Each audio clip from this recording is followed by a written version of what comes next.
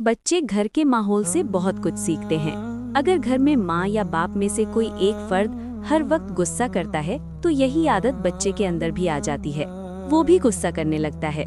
अगर माँ हर वक्त गुस्सा करे, बच्चे की छोटी छोटी गलतियों पर उसे मारे, तो बच्चे के दिल में माँ बाप के लिए नफरत आ जाती है।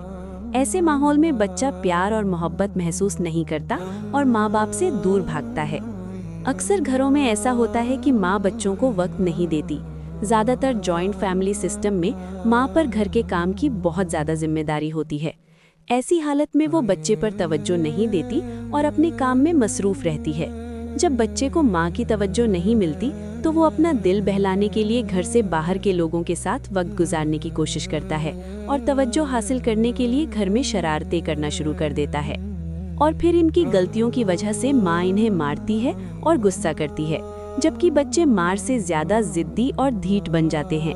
इसलिए माँ को चाहिए कि जब वो घर का काम करे तो बच्चे को भी अपने साथ काम में मसरूफ कर ले।